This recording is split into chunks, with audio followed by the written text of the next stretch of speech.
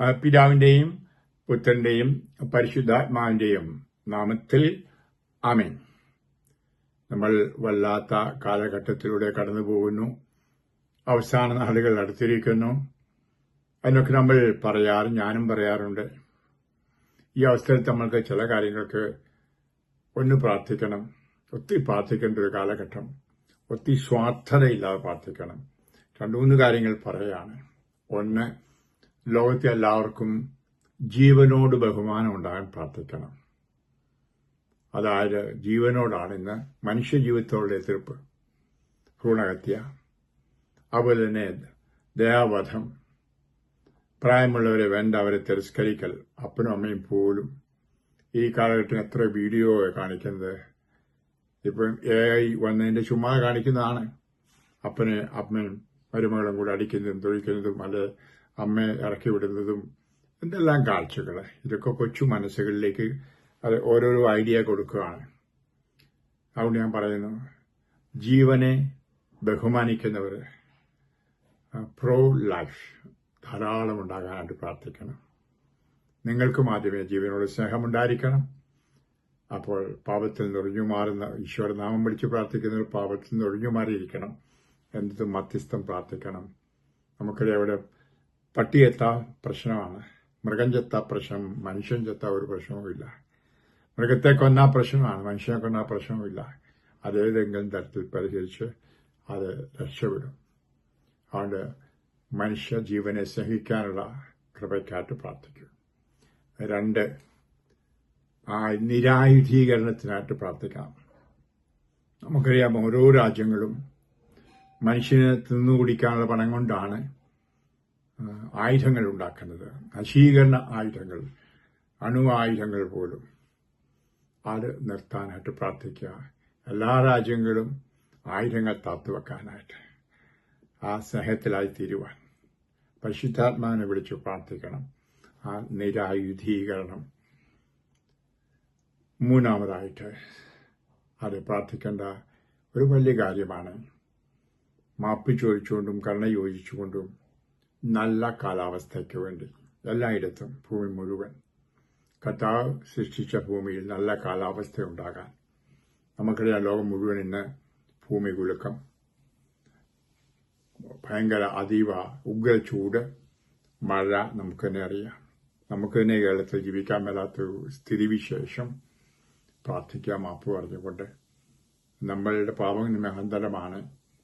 നമ്മൾ യെശയ്യാ പ്രവാചകൻ 24:4 പറയുന്ന പോലെ നമ്മുടെ പാപത്തിന്റെ തിന്മയുടെ ഫലമാണ് ഈ കാലാവസ്ഥ മാറുന്നത്. മാപ്പ് ചോദിച്ചുകൊണ്ട് കർത്താവേ, ഈ ഭൂമിക്ക് നല്ല കാലാവസ്ഥ തരണമേ എന്ന് പ്രാർത്ഥിക്കണം. പിന്നീട് വേറൊരു 4-മത്തെ ഒരു കാര്യം പറയാനുള്ളത്, നല്ല വൈദികരെയും വൈദിക ശിഷ്യന്മാരെയും കിട്ടുവാൻ ധാരാളം പുരോഹിതർ വേണം നമുക്ക്. എങ്കിലേ ഈശോയുടെ സാന്നിധ്യം നമ്മുടെ നാട്ടിൽ, ഭൂമിയിൽ ഉണ്ടാവും. ദൈവത്തിന്റെ സ്വന്തം നാടായ നമ്മുടെ നാടിൽ നിന്ന് പിശാചിന്റെ സ്വന്തം നാടായി മാറിയിരിക്കുകയാണ് പതുക്കെ. നമുക്ക് വിളിച്ച് പ്രാർത്ഥിക്കുന്ന വൈദികരെ വേണം. ബലിയർപ്പിക്കുന്ന വൈദികരെ, പാപം ക്ഷമിക്കുന്ന വൈദികരെ വേണം.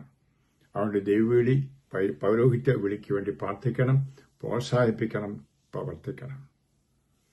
അത് 5-മത്തെ വേറൊരു പോയിന്റ് നിങ്ങളോട് പറയുവാനായിട്ട് ഉള്ളത്, നമുക്ക് നല്ല നേതൃത്വ നിരകൾ ഉണ്ടാകാൻ, നല്ല ഭരണാധികാരികൾ ഉണ്ടാകാൻ.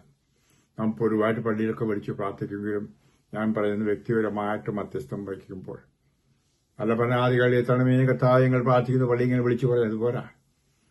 നിങ്ങൾ ഒറ്റയ്ക്ക് പ്രാർത്ഥിക്കാനായിട്ട് ഞാൻ ഈ പറയുന്നത്. നല്ല പ്രധാനമന്ത്രി, നല്ല മുഖ്യമന്ത്രിമാർ, നല്ല മന്ത്രിമാർ, നേതാക്കന്മാർ, നല്ല രാഷ്ട്രീയക്കാരുണ്ടാകാൻ പ്രാർത്ഥിക്കണം. 6-മത് എനിക്ക് പറയാൻ, നല്ല ഉദ്യോഗസ്ഥന്മാർ, കൈക്കൂലി വാങ്ങാത്തവരും കള്ളം പറയാത്തവരും ചതിക്കാത്തവരും അനീതി ചെയ്യാത്തവരുമായ നല്ല ഉദ്യോഗസ്ഥന്മാർ, ഡോക്ടർമാർ, അതോടൊപ്പം നല്ല ആശുപത്രികൾ, ഇതെല്ലാം ഉണ്ടാകാൻ പ്രാർത്ഥിക്കണം. ഡോക്ടർമാർക്ക് വേണ്ടി ഒത്തിരി പ്രാർത്ഥിക്കണം. കാരണം രോഗികളുടെ എണ്ണം വർദ്ധിച്ചുകൊണ്ടിരിക്കുന്ന കാലമാണ്.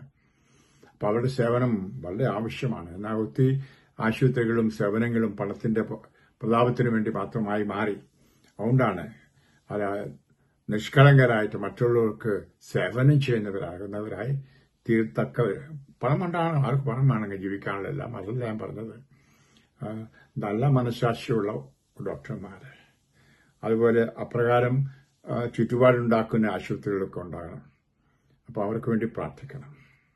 ഏഴാമത്, നമ്മുടെ അധ്യാപകർക്ക് വേണ്ടി നേതൃത്വം കൊടുക്കുന്നവരാണ് പ്രാർത്ഥിക്കുന്നത്. നല്ല അധ്യാപകർ, പണ്ടത്തെ പോലെ നമുക്ക് അധ്യാപകരുടെ പണ്ടത്തെ ബഹുമാനവും സ്നേഹമായിരുന്നു. അടി 10ഉം 15ഉം 30ഉം അടി എനിക്ക് കിട്ടിയിട്ടുണ്ട്.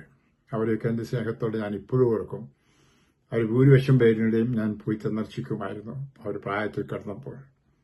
ഇപ്പോൾ ജീവിച്ചിരിക്കുന്ന ആരെങ്കിലും ഉണ്ടെന്ന് എനിക്ക് തോന്നുന്നില്ല എന്നെ പഠിപ്പിച്ച സാറന്മാർ. പ്രേമണ്ട് ഞാൻ പറയാം, കാരണം അന്നത്തെ ആ ഗുരുഭക്തി, അത് നല്ല അങ്ങനെ ആയിരുന്നു അധ്യാപകർ. അപ്പന്മാരെ പോലെ ആയിരുന്നു. ഇന്ന് അതൊക്കെ പോയിട്ട് ഒരു ഉദ്യോഗമായിട്ടങ്ങ് മാറി, വേണം ഉണ്ടാക്കാൻ ശമ്പളക്കാരായിട്ട്. അതുകൊണ്ട് നല്ല മക്കളെ സ്നേഹിക്കുന്ന, വിദ്യാർത്ഥികളെ സ്നേഹിക്കുന്ന, അവരെയും ബഹുമാനിക്കുന്ന, അവർ നല്ല മാതൃക കൊടുത്ത് നടത്തുന്ന നല്ല അധ്യാപകരുണ്ടാകാൻ അത് പ്രാർത്ഥിക്കണം.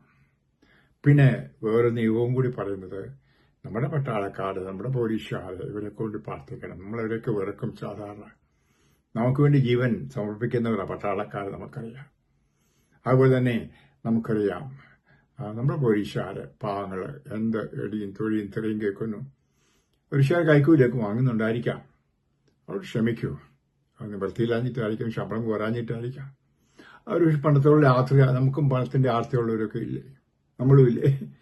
അപ്പോൾ അവരുടെ ആ സേവനം, രാവിലെ മോളി നീപ്പ്, വെയിലത്തുള്ള നീപ്പും, അവര് ഈ നാറുന്ന ശരീരത്തിനടുക്കൽ, ശവത്തിനടുക്കൽ നിൽക്കുന്നൊക്കെ ഓർത്ത്, അവർ ഈ വെള്ളപ്പൊക്കമൊക്കെ വരുമ്പോഴും, അവരൊരു മന്ത്രി വരുമ്പോഴും, വലിയ ആളുകളൊക്കെ വരുമ്പം ജീവനെപ്പോലും പണയം വെച്ചാണ് നിൽക്കുന്നത്.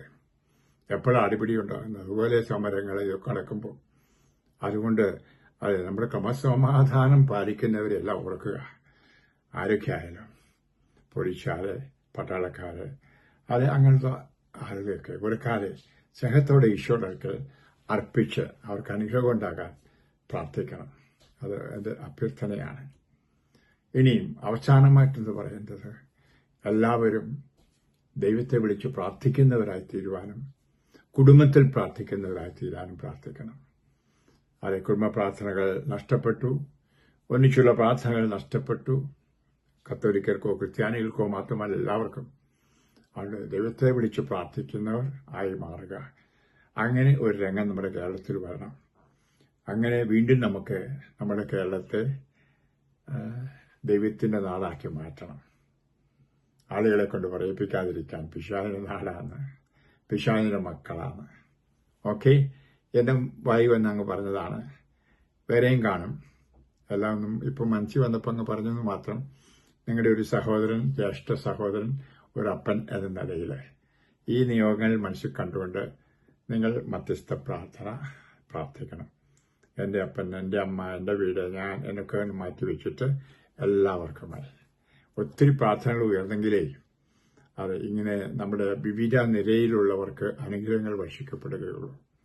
അതുകൊണ്ടാണ് ഞാൻ പറഞ്ഞത്. ഇനി അവസാനമായിട്ട് ഇപ്പം എൻ്റെ മനസ്സ് വന്നത് മത ഐക്യത്തിന് വേണ്ടി. നമ്മുടെ കേരളം അതിന് പ്രസിദ്ധമായിരുന്നു. ഇന്ന് സ്പർദ്ധ വന്നു, അങ്ങ് മതങ്ങൾ തമ്മിലകന്നു, പിണക്കമായി.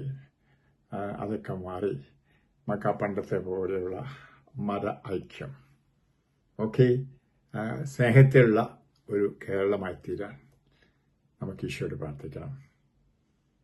നിങ്ങൾ ഓരോരുത്തരെയും അർപ്പിക്കുന്നു. ഞാൻ ആശീർവദിക്കുന്നു, അനുഗ്രഹിക്കുന്നു. പിതാവിന്റെയും പുത്രന്റെയും പരിശുദ്ധാത്മാവിന്റെയും നാമത്തിൽ ആമേൻ.